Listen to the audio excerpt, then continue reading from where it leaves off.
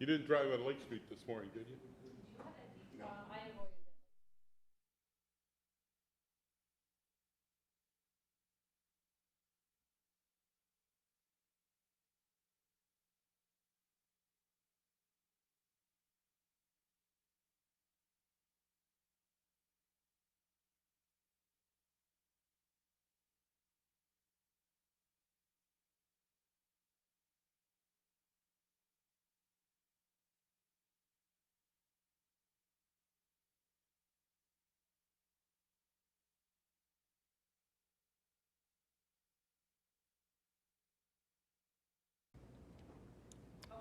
So this is Thursday, October 21st, workshop for the budget workshop. Christie, call the roll.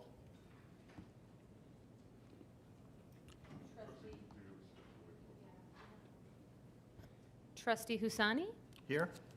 Trustee Porter, Here. Trustee Bancole, Here. Trustee Kemper, Here. and Trustee Gutierrez. Here. Trustee Prigge will be joining us shortly. Yes, he's taking a bath. Continuing on, I believe. What are you doing there? Wasn't the manager's office next? No, we skipped I'm us. proposing tax levy. I'm here So, for the tax levy. So first of all, there's no one from the public here to speak, Okay. okay? So as I said yesterday, for the manager's office, there really wasn't any modifications or big things. So we think that we completed the general fund, so we're moving on to the tax levy on the agenda. So Remy is going to present the tax levy, which we will have a public hearing for at a future meeting. Okay. Good evening. I'm proposing the 2021 tax levy with no increase. That means that whatever that we pass for the 2020 tax levy will be the same that we're passing or we're levying for the 2021. So as you can see, if you check the total corporate, there's like 1,200 decrease. Because if you look up that levy, there's a 1,200 increase. So what happened with that increase, I took the 1,200 from corporate to make it actually even. So there's no increase on tax levy for the total levy. Do you have a page number? 83, I'm sorry. Thank you.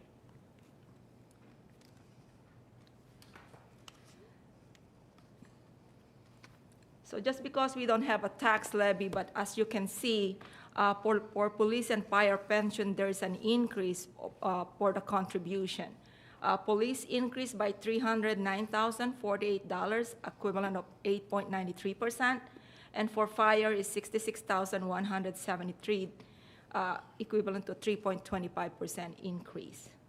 All those increase, we took them all out from the corporate. As you can see, the 2020 property tax for corporate, it was 1.3. Now for the 2021, it becomes to 883,000 because that's where we took the increase out of the corporate to make still have a no tax levy increase for the 2021. So police was how much? $309,048. 309. 309048, and fire is 66173.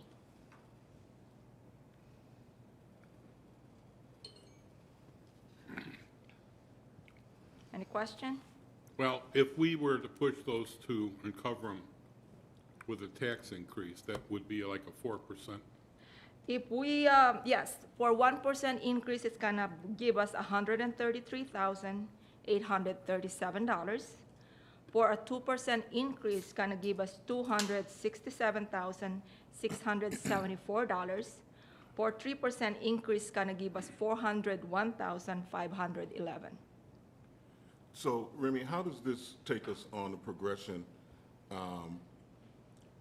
where we are, I guess they just extended the time so that by 2040, we have to be 100% funded for both the police and fire pensions? And I guess right now, I think it said that we're 56.68% funded for police and 61.46 for fire. So are we at a rate of progression where we're going to reach that milestone by 2040? Earlier. Correct. Actually, we didn't follow the 2040 funding, which is 90% funding. We stay with the 2033 100% funding. So we are actually ahead.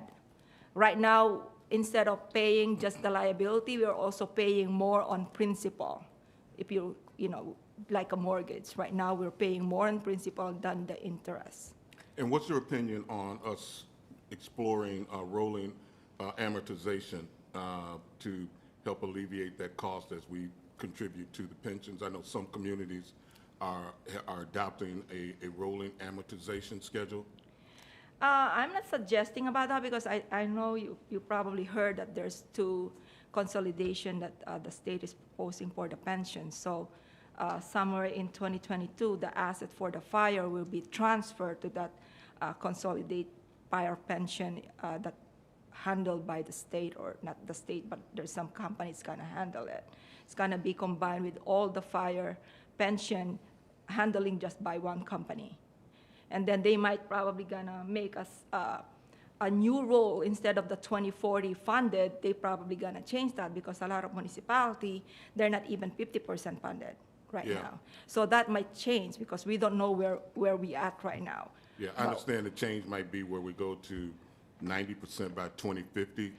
Have you heard anything on those lines? I'm hearing about that, but I don't agree with that because that means, yes, we're paying less on pension, but we're increasing the liability again. So I'm not kind of like really don't like So that. you're comfortable with the progress that we're making and the progression Right. path that we're on, that we'll hit those milestones? Yes. Okay. Next is the actual EAB. I don't know if you guys can read it, but it's on page 84. For the 2020 in Cook County, our levy is decreased by $2,390,179. In DuPage, it's increased by $15,828,317. Combine the two, it's increased by $13,438,138. This is the tax rate, the actual tax rate. The one in a green shade, this is when we stop increasing property tax. So as you can see, on the Cook County tax rate, in 2016, our rate is like 2.5129, but in 2020, it went down to 2.1425. So our no increased property tax is kind of like working, but it's really slow. In DuPage, in 2016, we are 2.441. In 2020, we are 1.899.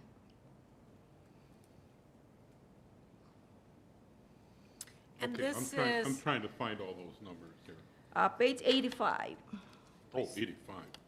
so, and this is one of the areas that we hear from developers when they look at property within the village, is what is our property tax rate, and what do they have to calculate into their performas. And when we say, well, you built this in this other town and we'd like to have you build it here, that rate has an effect on how much the rent is and how much they can get and how much that they will be able to build or ask for an incentive. So, and I'm sure Shubra could speak more to that if you were interested. Any question? No, it's good to see the rate coming down. My understanding is the certified census numbers came in today, so they will see, what our numbers are. I know the Cook County is gonna go back, it's gonna increase because it only decreased in 2020 because they gave some leave for the COVID. So instead of decreasing the rate, they just decreased the EAB. Because I got my mom got assessment that it's gonna increase by $200,000, so. Next is the water and sewer revenue. That was on page 348. So we're now on the water fund. Page? 348.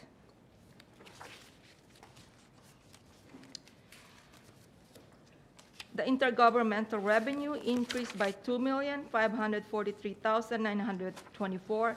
This will be the second and final payment for the American Rescue Plan Act, which is the ARPA that we're gonna receive in August of 2022. The water sales is combined, in my report, is for the Cook and DuPage County, increased by $61,560.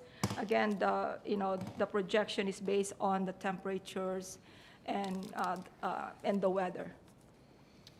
The sewer sale increased by $39,000.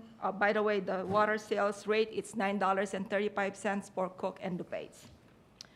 For sewer sales, for Cook is $2.07 rate. For DuPage is $5.57 rate per 1,000 gallons. So it's an increase of $39,984 for the sewer sales. The water taps on fees increased by $36,104. We anticipated new construction that kind of tap on our water and sewer. Water meters increased by $5,172. Again, for new construction, is gonna buy new meters. The leachate treatment, it's decreased by $122,200.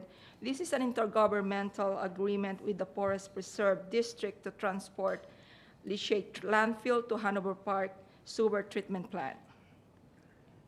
Is that decreasing annually? Yes. Next is the investment income. As the same thing what happening to general fund, it's decreased by $110,000 because of the lower rate. And the infrastructure fee, what you can see in your book, this is based on the proposed $25 per month increase effective January 1st, 2022. Which is not an increase of $25, an increase of $12.50. Right, increase of $12.50, which is becomes $25 per month bill to the residents. That's an increase of $1,571,400 because of that increase. So we had some dialogue yesterday, some discomfort around that increase. And since you brought it up now, I met with staff today, and a doubling of that increase of the infrastructure is a bit much. I think what we've come to an agreement on, and I hope the board supports that, is to have that. In other words, instead of what was it, $12.50 increase, go to $6.25, and we'll do it this year and next year, and we delay 2 water tower projects a year. So we were planning to do the, Evergreen this year. Evergreen this year and Hartman. Hartman Tower on the north side next year. So if we delay those 2, we can make that transition. Delaying the work on those water towers, which is due. I thought one was a lot newer than it was, but I was advised it's 20 years old, so. So, and John is here and TJ can present that, where we're at and what those numbers look like. For the water tower? Yeah. Okay. So we can present and show you where those projects are falling over the 10-year plan. So we brought the 10-year plan today to show you. But maybe if Remy can finish with revenues, and then we can delve into that. Okay, yeah, let's do okay. it. Go ahead, Remy, finish that up. I'm done with the revenue, so if you have any other question. Oh, I don't. Anyone else? Yeah, I had I'm glad to hear that you revisited the $12.50 and came up with the $6.25. I think that certainly will be a help to our residents. I also had a thought that I wanted to float before the body and the board.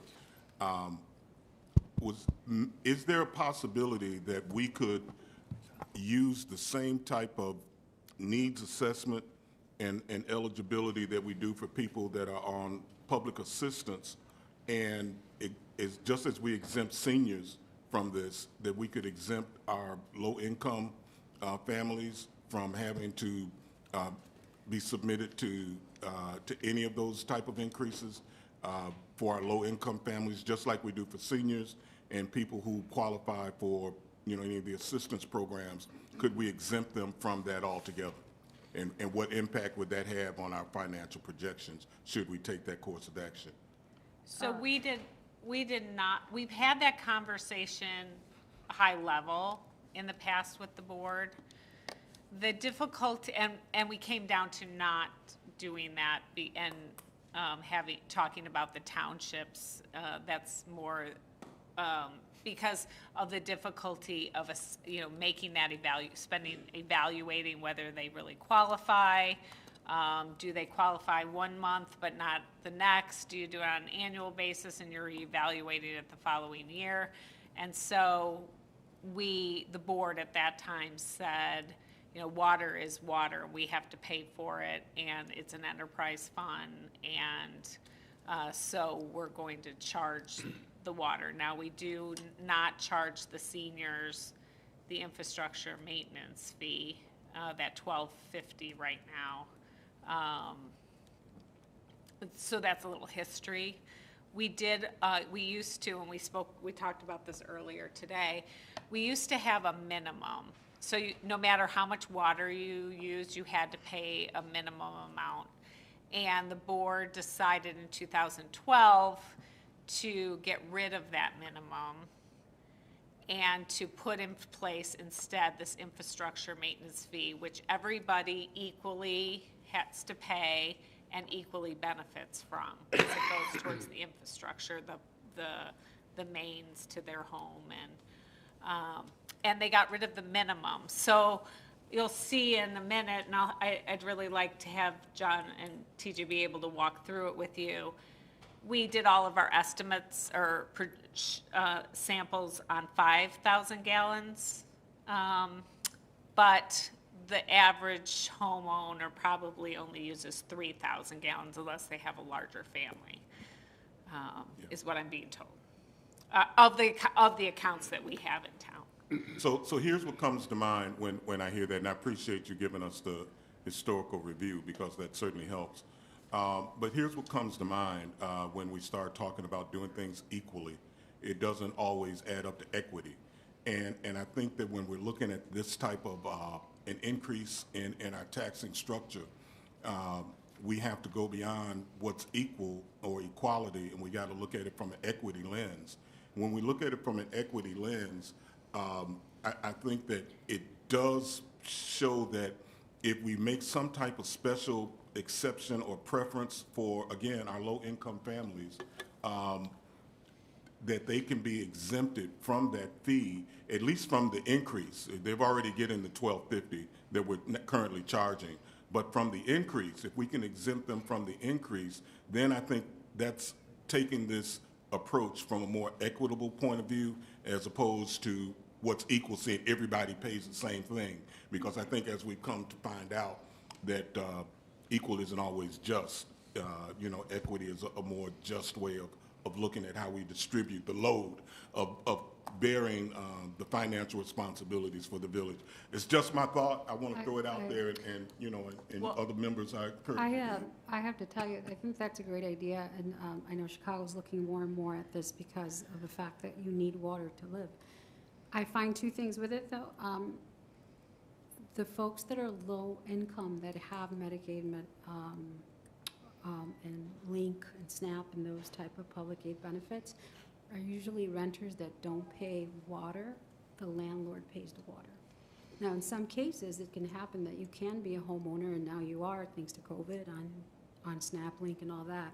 And it's really easy to prove if they're low income. You just ask for what the state has approved for them. Do they have SNAP benefits? Do they have Link? and they give you a copy of that, and if the state is saying, yes, we've vetted them, that they are low income, that should be good enough for us. So that they bring that in just to show it. And that's an easy process. And then the remaining costs that need to be generated would then fall on the rest of the residents in the community.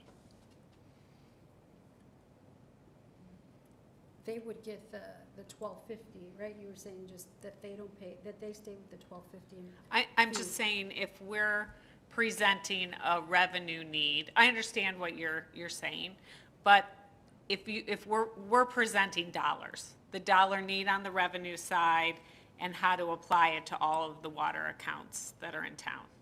And so part of our bill, the bill that everyone receives, is this flat amount. Right now, it's $12.50. And then there's the amount based on your usage. And then there's this piece that the board had put in way before I was here, that seniors received the benefit of not having to pay that $12.50. If we need set dollars and you say a certain percentage or homes in our community wouldn't bear that additional cost, that would have to be made up on the remaining accounts. Because I go back to, it's a water fund, and it pays, it needs to charge the fees to pay for what's being provided through Well, how do we reconcile that when we exempted the seniors? We had to come Everybody to else that is same bearing. consideration, Yes, right? yes. Everybody in the community is bearing the cost of that $12.50 for each senior home. And I'll say, when we went through a whole reevaluation of the water fund and went from bi-monthly to monthly billing and everything, staff made the recommendation to eliminate the senior exemption. And the board was not in favor of that. So just from spreading everything, because the senior is, if the seniors here, they're all going to be mad, but the seniors are using the infrastructure just as you and I are, so. I get the exemption, so yeah, Pitchforks, right? It's Halloween. I didn't get it when we voted on it, but I am not qualified for it, yeah. So can I say, can we do the presentation so you have the big picture? Let's and do then that. we can Let's do that. come down. Okay. We did come up with 4 or 5 different options. I think the mayor just relayed one Okay. that, but Well, I we thought can, would it was work. probably the one that we think would work best. Okay, let's do that. Okay, go ahead, John. So just to clarify, the presentation talks about the options to this 1250 issue? Or it It's just going to talks give you the about the water background, projects? and then we're going to go into the options. Okay, thank you.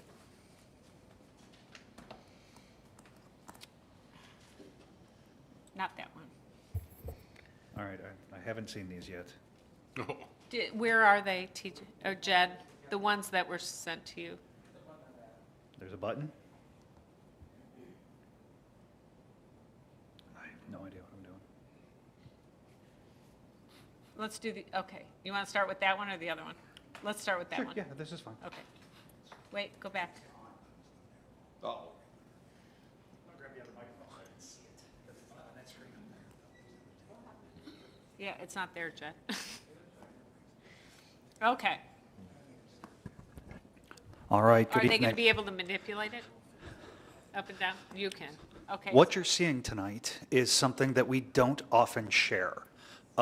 We develop every year a 10-year capital plan where we try to forecast into the future what our needs are going to be. And of course, we're inevitably wrong because it's kind of hard to predict the future.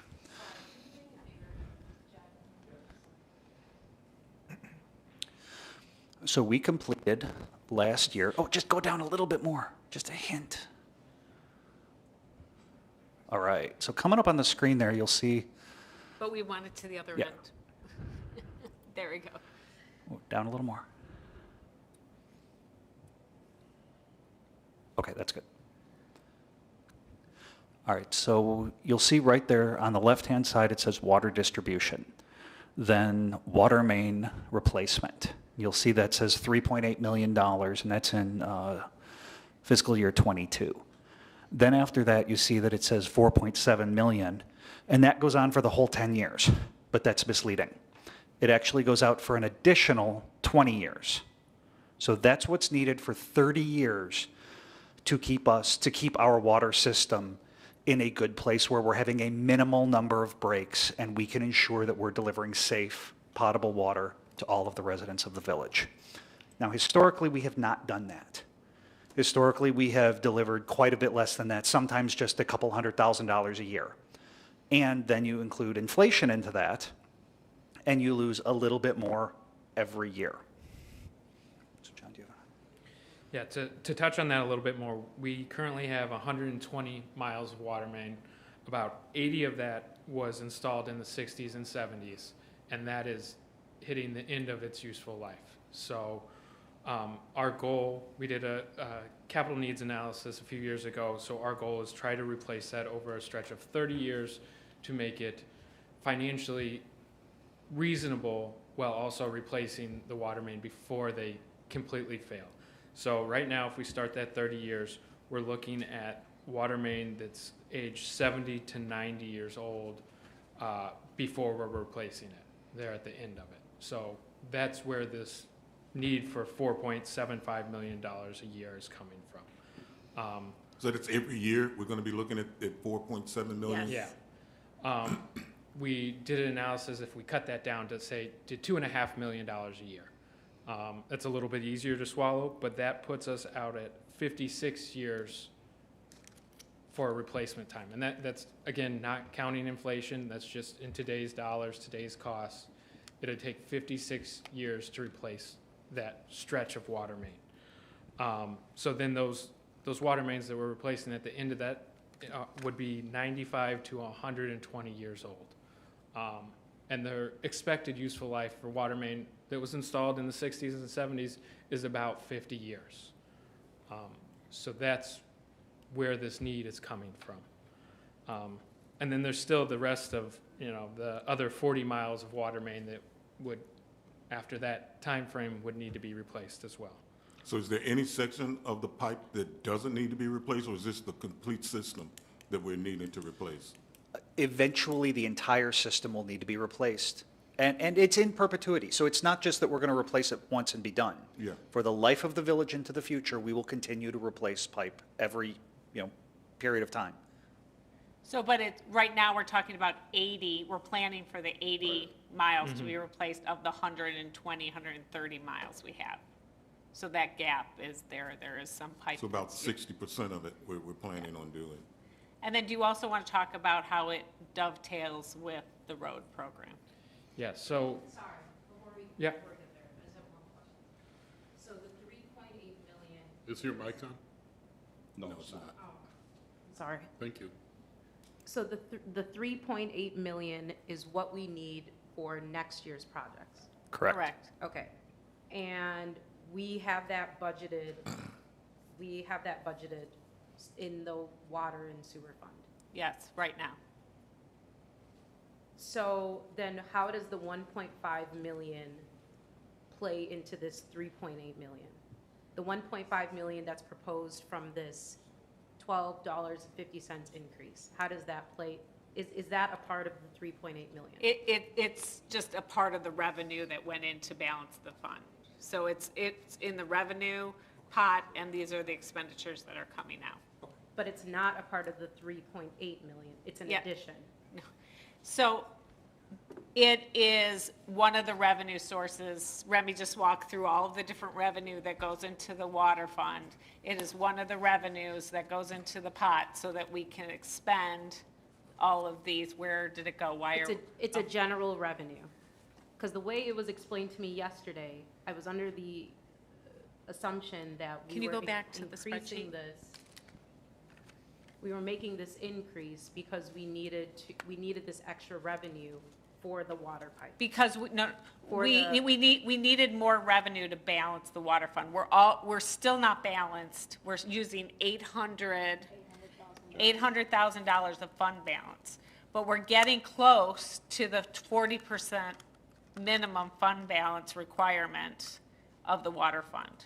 So we require 40% fund balance, in fund balance just for emergencies. There's salaries that come out, there's, you know, as TJ said, there's a wastewater treatment plant that could have failures, and, so the board set 40%. It's also in the general fund. What is that in dollars, 40% of the fund? I think we're at 8 million. Okay, thank you. And so, in order to balance, if you didn't have that additional 1.5 million, it wouldn't be 800,000, it would be an additional 2,442,000. And it will take us down below the 40%. Okay, thank you. So, if you want to, so can we just really talk real quick about how it is in conjunction with the road program, and then we'll go into. So we try to team up water main repairs, replacements with paving. So we don't want to pave a street and then 2 years later have to come in, tear it all up to replace the water main. So we want to come in, put those programs together. So we're replacing water main, and then this, as soon as the water main's done, tested, and in service, we come in and pave the street as well. So the residents get a nice, neat, clean project, minimal impact over year after year. That helps our streets last longer, and that it's just much more cost effective to do it that way. So for next year, our streets are, there's 2 main projects that we've got picked out for our water main that our streets are in terrible shape, that need to be replaced, but we've been pushing them off because we also need to replace the water main underneath them. And one of those is Northway. Yeah, it's Yes. Northway, and the other is, Beverly Circle and an adjacent street in there too. What's our current rate of failure for our water mains? right now we have, it kind of varies. Right now we have between 40 and 60 water main breaks a year. That doesn't include inoperable valves that we replace. We might replace another 70. Actually, we're replacing a valve right now. I crew out on Jensen. We probably do another, maybe 70's high, maybe 50 to 60 valves a year. We have more than most.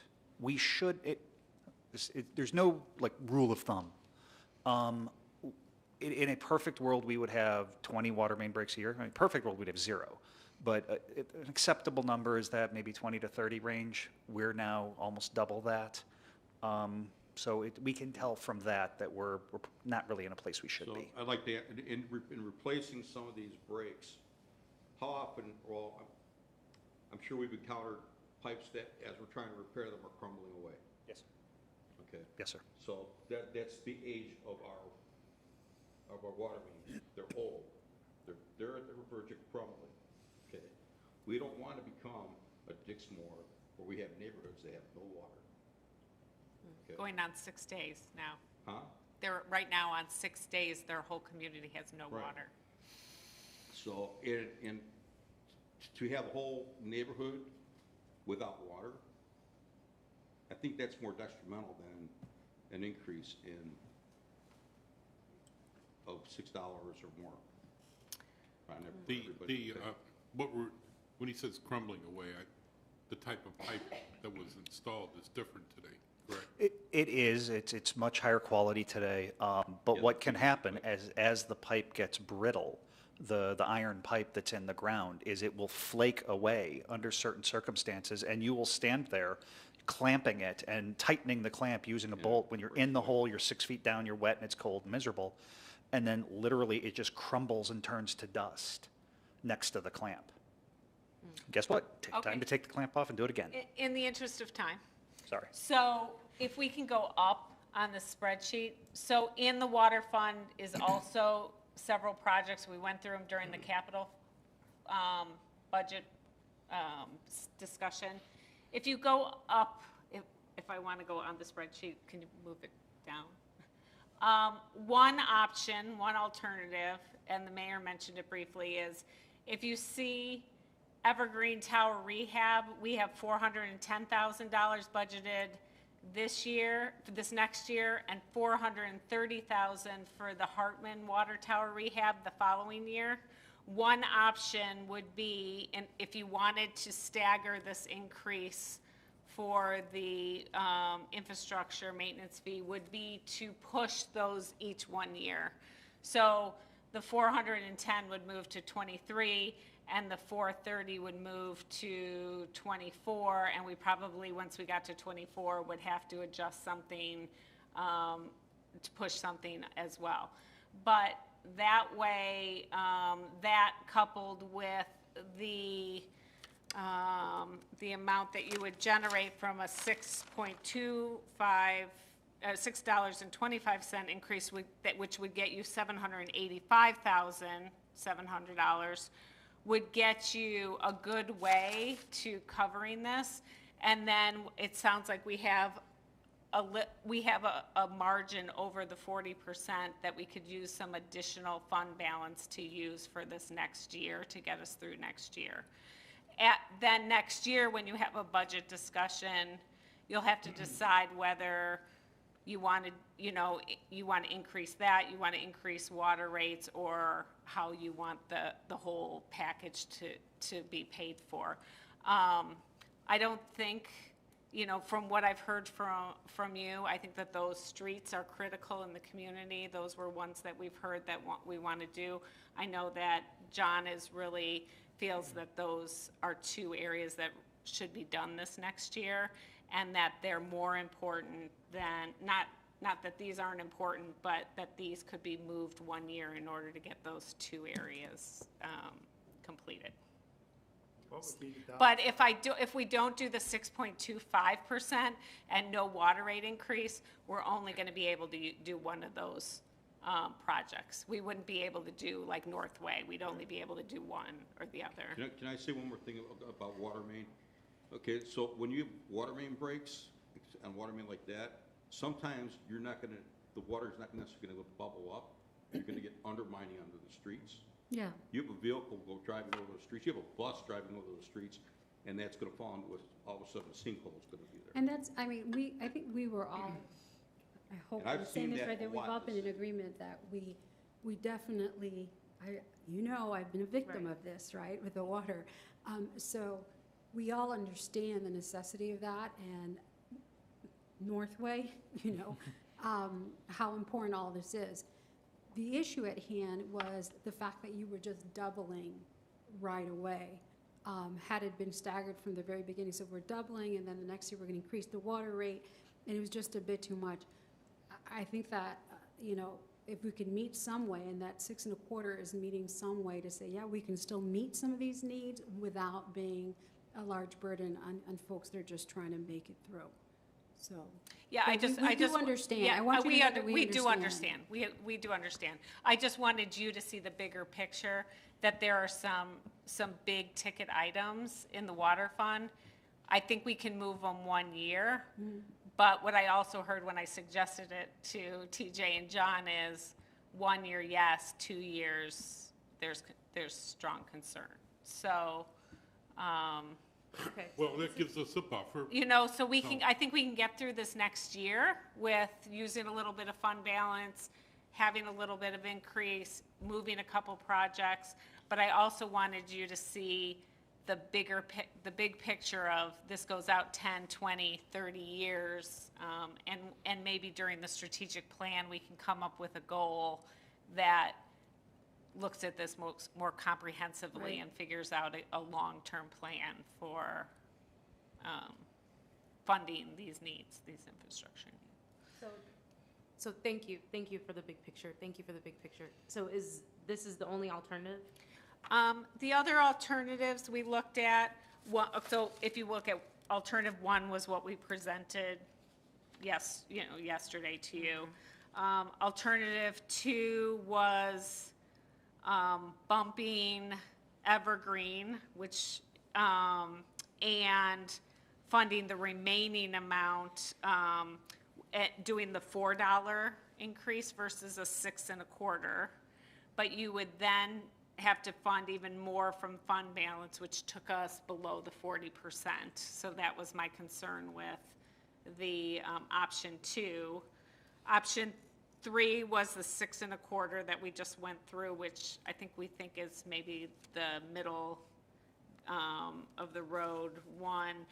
And then another option was, instead of the infrastructure maintenance fee, was to increase water rates. So instead of across the board, it was more on usage.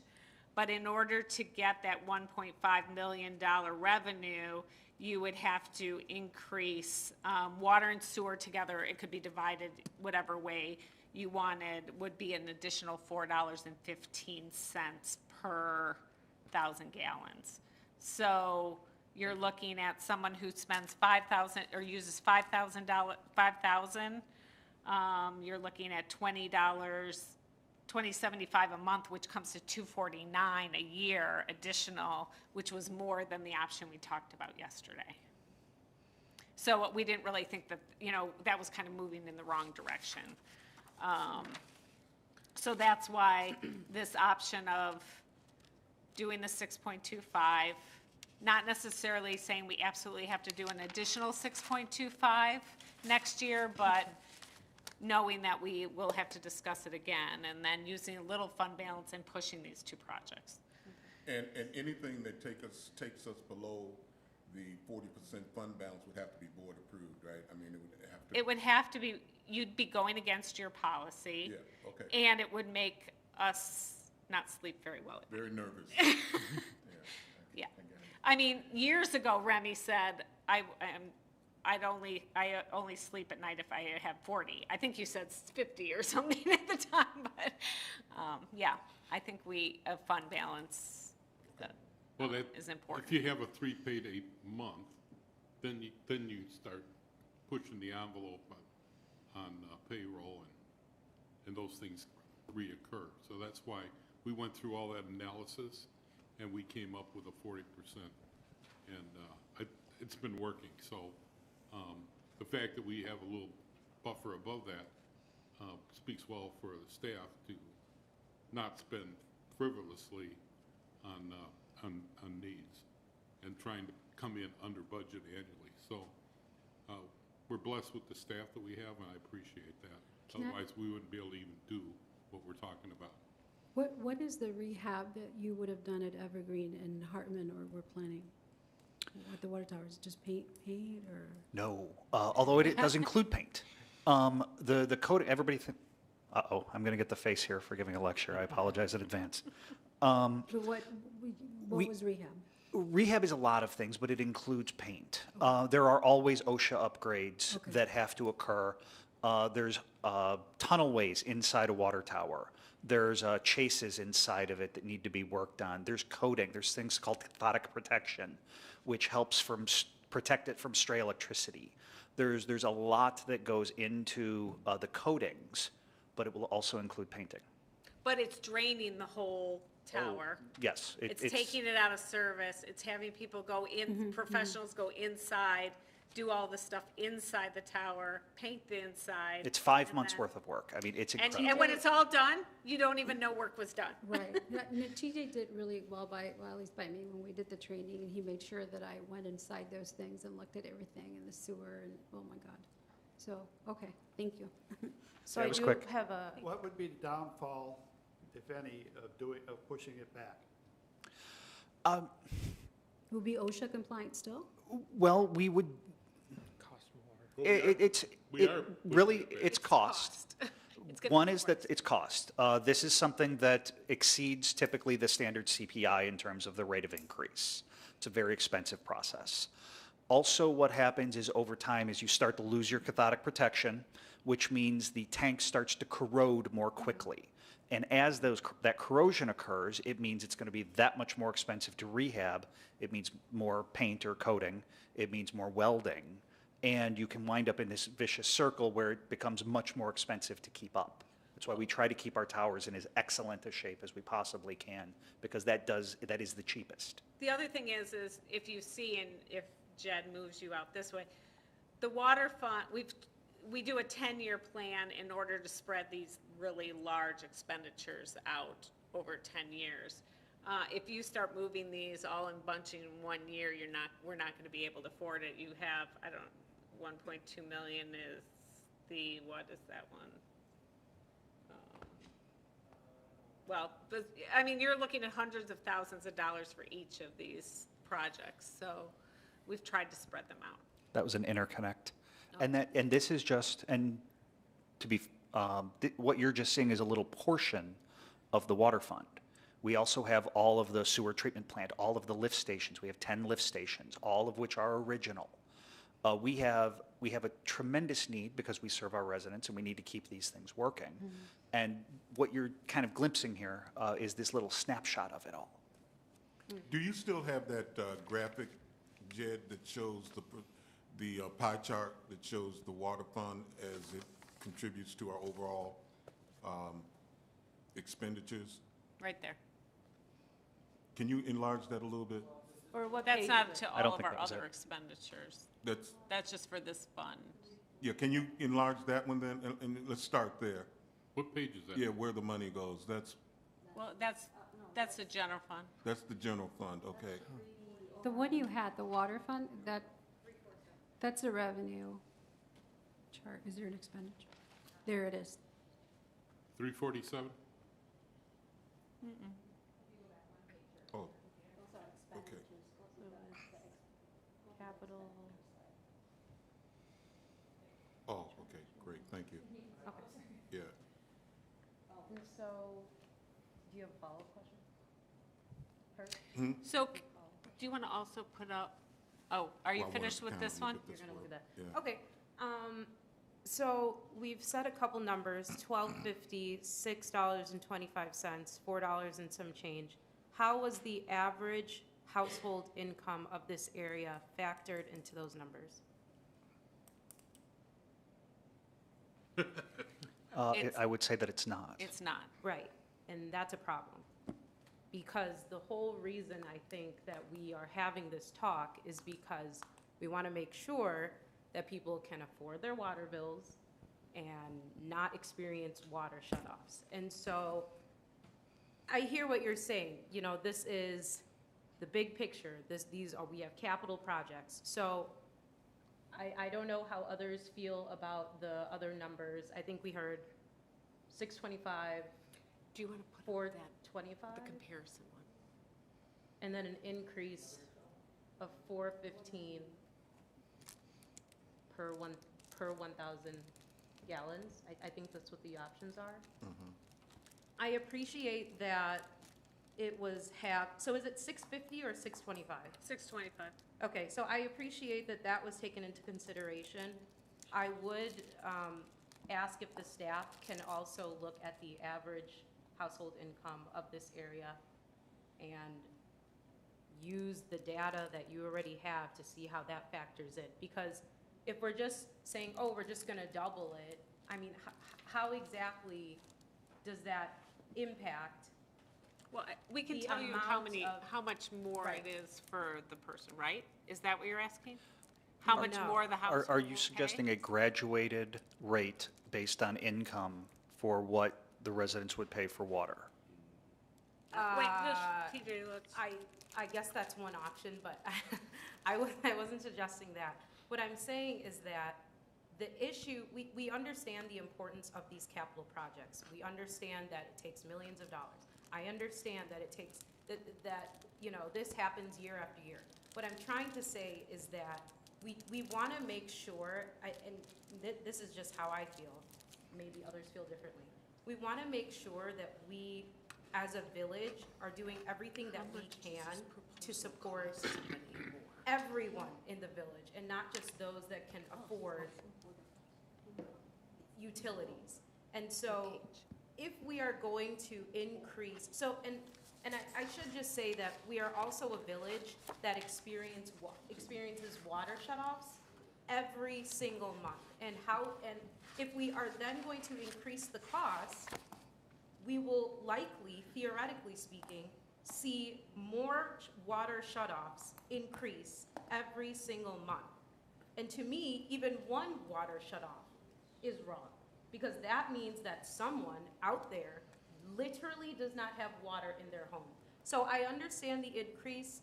I think out of all the options, I do agree with the $6.25 increase. But then going back to what Trustee Porter said, we need to add those exemptions in. I would even go farther than Trustee Porter, and I would welcome the thoughts of my fellow board members.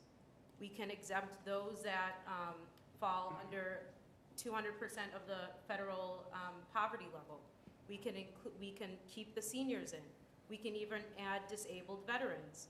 We can even add those that have demonstrated that they have lost their jobs, right? There are many people, there's so many ways that we can go about this. And so I guess what I'm trying to say is that while I appreciate that we have reviewed all the options from a business standpoint, I think we also need to, and this is just what I said yesterday, look at things from a people standpoint.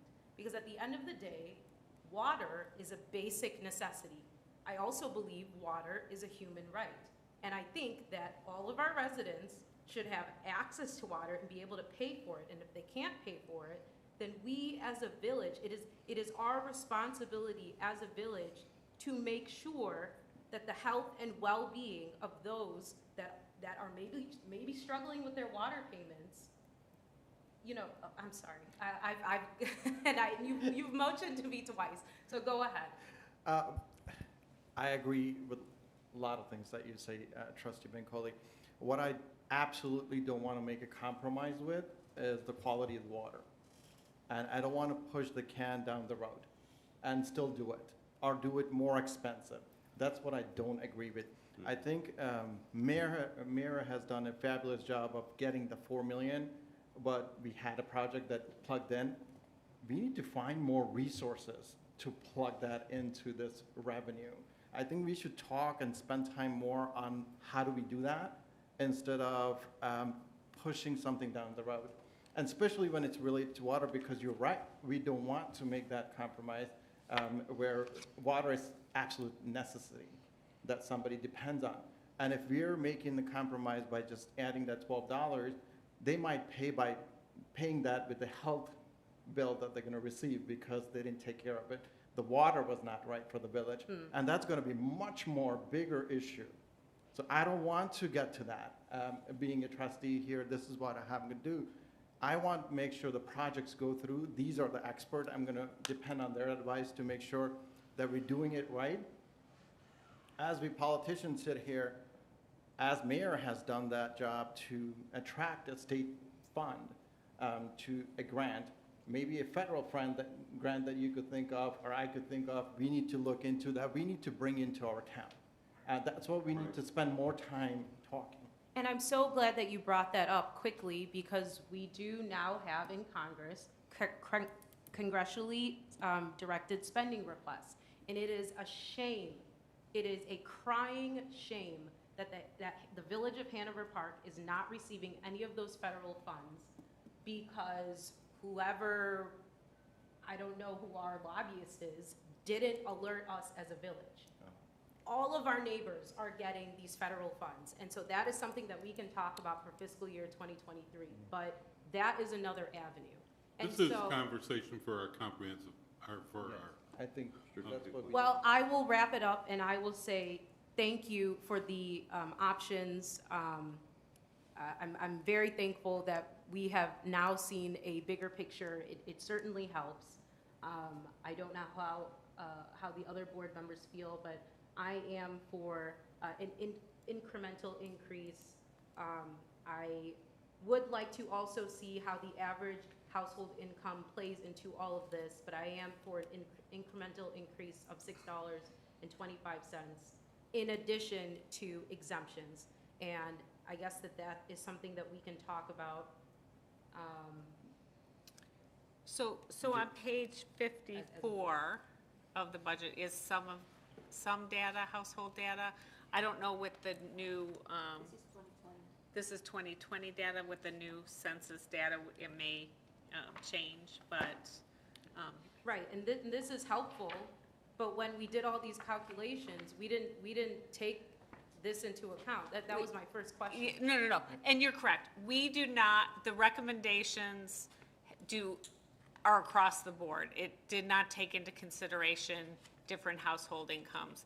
The board has done other things to try to address those in the community that have a more difficult time to pay their water bill. So we've put in place payment plans, we've given people more time. We've identified a whole list of resources through the townships. Trustee Porter put we try to advertise or put out that information through social media of all the other resources. We've spent time, we went to monthly billing in order to help people spread out their costs over the year. So over time, we've tried to help those who might have a more difficult time paying their water bill. We haven't gone as far as what you've said where we're, other than the seniors, exempting them.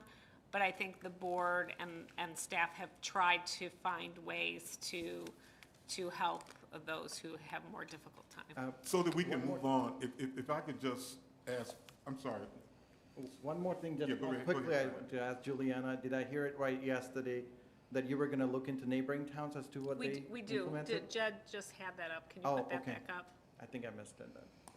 So are we higher, lower, what is your Yeah, you'll thought, Juliana? see it. So we're in yellow. So one is DuPage, one is Cook.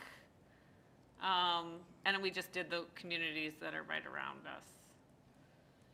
So you'll see Itasca's at 153.11 a month. This is for 5,000 gallons. I'm sorry, can you make it just a little larger? Yeah, a little bit larger, and then what's blue? Chapter, Kaufman. But I what think does- I don't, in comparison to the total, they're lower than us. They're lower than us. So Schaumburg, Streamwood, and Hoffman, that are Cook are lower. Right, and the percentage on the sides on column H. can you make it so they can see H? And the column H is just the total, like, what's other municipality are charging compared to the, to us. Like in Itasca, they're charging $153.11 for 5,000 gallons of water. And on our side, we're charging $93.35. So it's like 64% higher in Itasca than Hanover Park. And we factored this in with this, we made the change and we have the 6.25 in these numbers. Can I get a copy of this? Sure. Okay. Okay, I think without objection, we've asked, I started with $6.25 and we push out 2 major projects a year. Do we have a consensus of the board on that? I think I'm hearing that. With the exemptions. The exemptions I don't understand at all, but I don't have a problem with it. I think most of our social component is in the townships. And they've been supporting us. If I read correctly in the recent update, there were 31 turnoffs, and most of them came in by the end of business day to pay their bill. They either forgot or whatnot. Even 31 out of, 1,150 households? That's a pretty low number. So I don't know, I don't know how that's going to equate out. 11,000. Right, so, 11,000, yeah. Okay. so if it's a low number, then it wouldn't impact our budget that much. Well, So that's why. you asked for to look at some of the relationships, so am I correct? It's a relationship thing. But what I didn't hear from you that it said those 33 that couldn't pay their water bill that month. I heard different exemptions for those. I believe that there's probably people in all those categories who are paying their water bill and are up to date on that. Well, it's a Right. huge help to So- them when we went to monthly. Yeah, I would agree with that. It was a lot of help with the budgeting part of it. Okay. But don't conflate it, respectfully, don't conflate it because they're paying it now.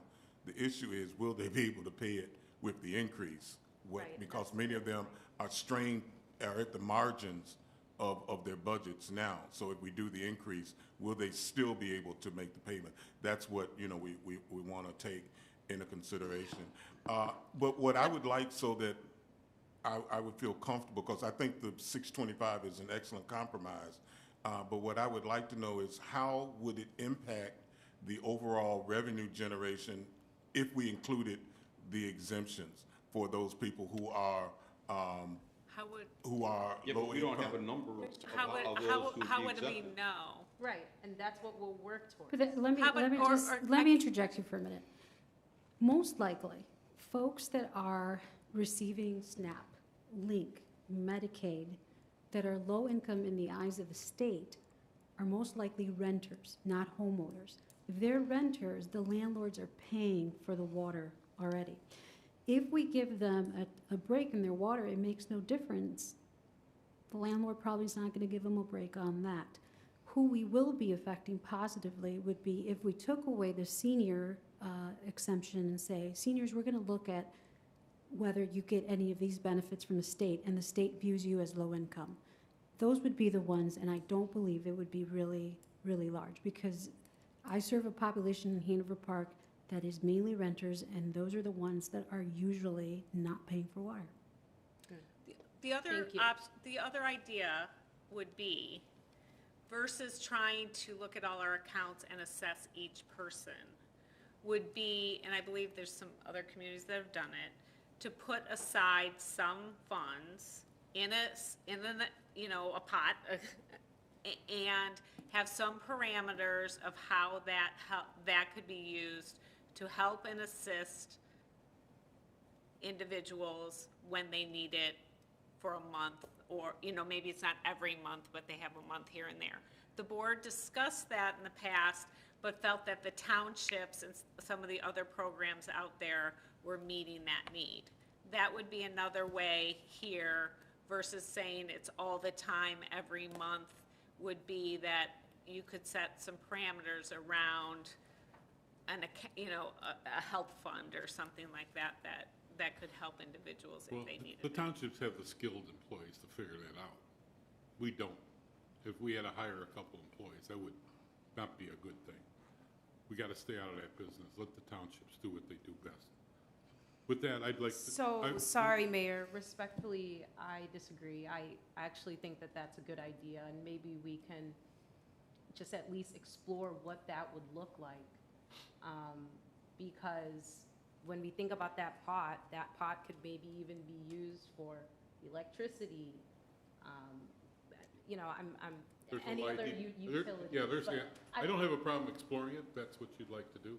Yeah. Okay. Can we I talk do about think it? that's, I'm not opposed to Can exploring we it. talk but about it when we look at, Comprehensive our- plan? yeah, when we look at who we're giving to and how they help our community, when we're looking at our social service agencies? Well, yeah, yes. I mean, we're doing that on the 4th, and I don't know that there's a lot of time between now and Okay. the 4th. And Because the amount. that's something that I know myself and trustee Porter had discussed last time because of COVID, what had happened, and all the parameters and all the issue with the townships, they're excellent at what they do. There are a lot, there's so many forms to fill out.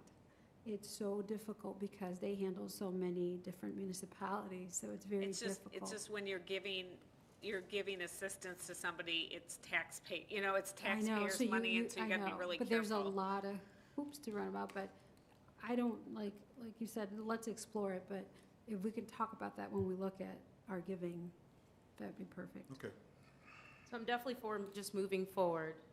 And sorry, Mayor, I know I cut you off. Moving forward, but with some type of exemption, maybe what Trustee Gutierrez talked about. I'm not opposed to exploring it. I just have seen a few things over the years that, I think we've explored in the past, but doesn't mean things change.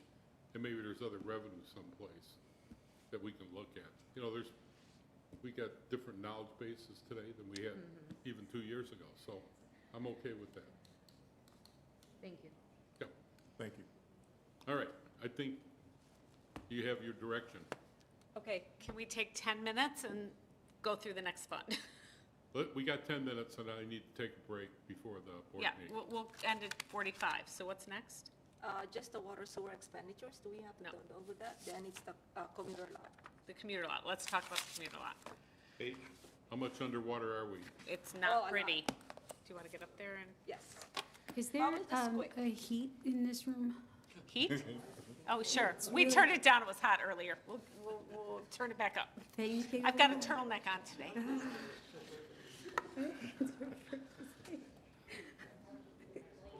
What is heat? What is that about?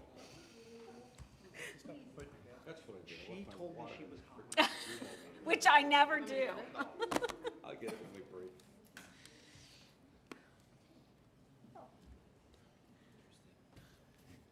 Next, we're gonna talk about the commuter lot. That's gonna be on page 383 to 384.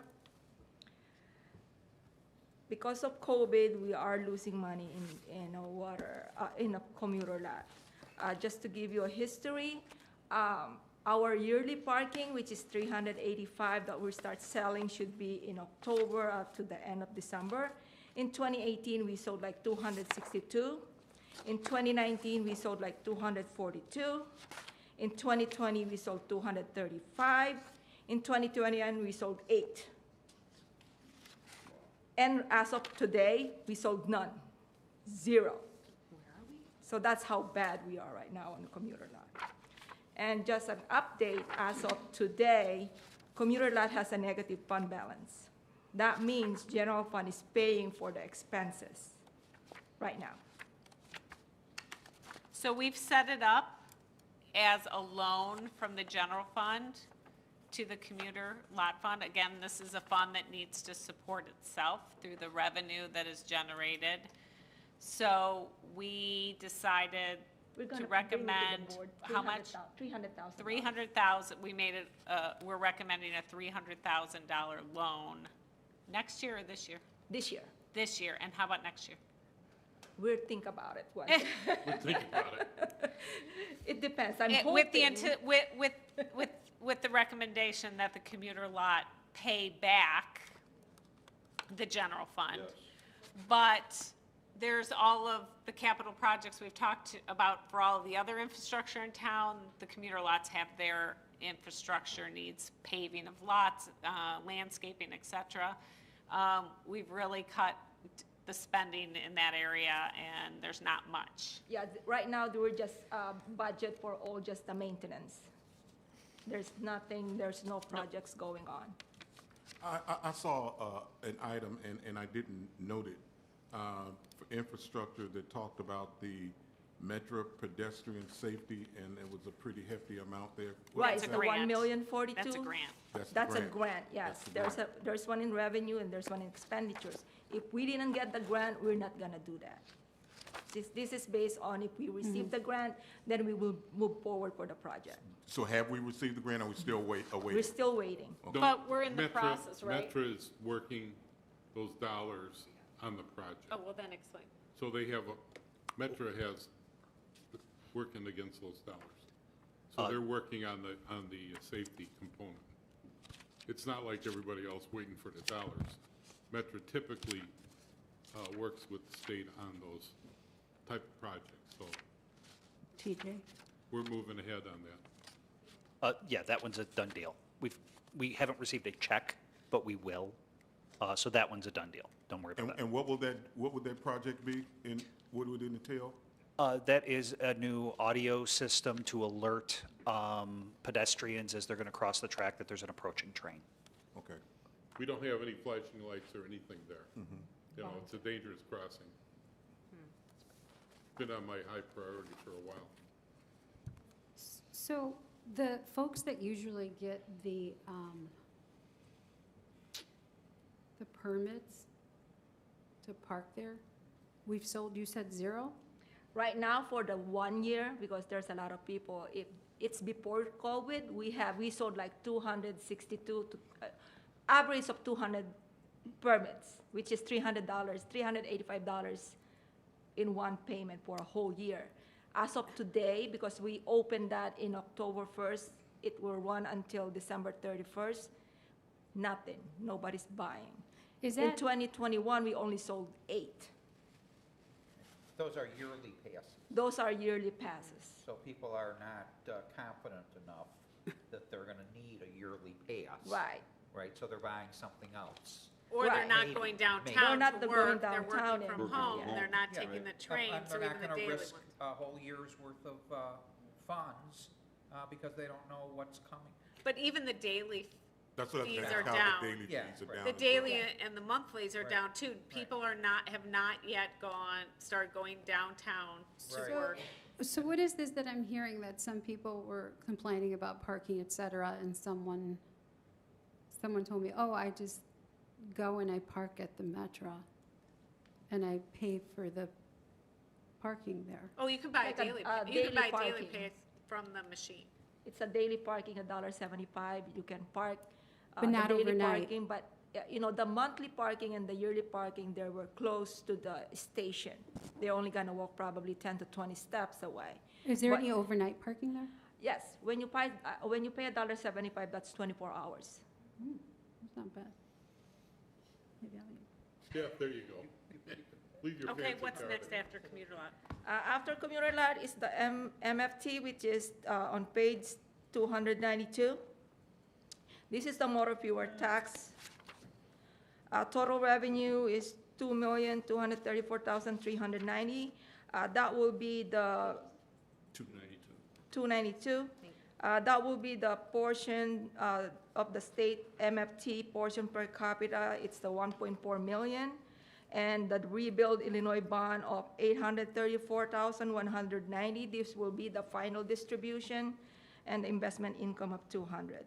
The one that we received in 2021, we were gonna use that to do the road resurfacing program in 2022. Has that, looking here, has that been consistent, the revenue for the motor fuel tax? Right, yes. It's but this revenue is only 3 times, Yeah, 3 the years. grant is only for 3 years. We received the first one Okay. in 2020, and the second one in 2021, and the last one will be on 2022. So the funds that are generated here are used for the road program. Right, on the expenditures of $2,334,000, those are the capital project that we discussed on the September 22nd capital budget meeting. So the ending fund balance for the MFT as of fiscal year 2022 will be $1,306,007. Next, page 297 is the road and bridge budget. Revenue of $4,200,500. Those are, the revenues is consist of the $105,000 property tax for road and bridge, the gasoline tax of $135,000, that's 2 cents per gallon, $297. The township personal property replacement tax of $3,500, the state grant of $2,504,800, which is the Build Illinois Bond Fund for Irving Park Light and Safety, $300,000 for legislative infrastructure for road and surfacing, $2 million, the Arlington Bridge Phase 2 and 3 of $195,000, and Lake Street pedestrian access of $8,800, and $300 for investment income. And a $1,451,900 transfer for general fund. And expenditures of $5,055,500, again, those are being discussed on the capital project, but we also have some maintenance, which is like a purchase of the geomelt and salt, the street light power expenses, the concrete repairs, pavement, preventative, and the stripping and miling, street maintenance, et cetera, and the traffic signal. So by the end of 2022, the fund balance of road and bridge will become $40,489. At this point, I would suggest that we start the next meeting with SSAs on the 4th of November.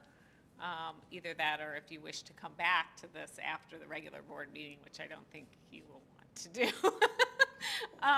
Well, how much do we have left? Is it- So we have the SSAs, the TIFs, Debt service, debt service. internal account, and the pension. and the pensions.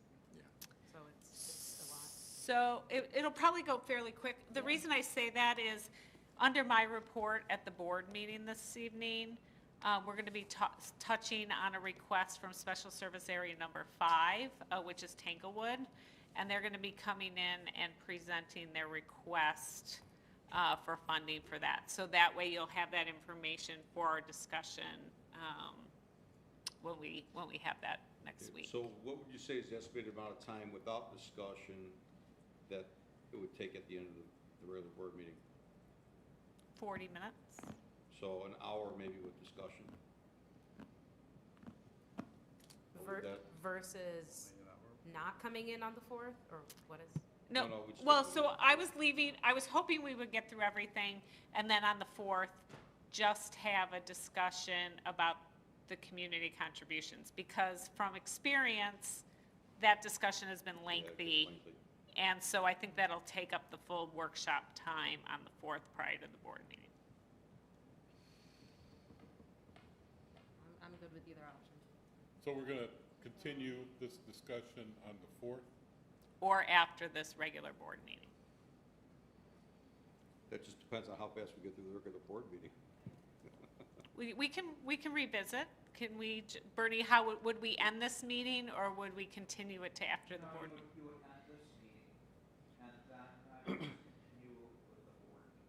But then if Yeah, we the- wanted to come back to this meeting, how do we do that? To talk about budget? You can still talk about budget after the regular board meeting. How?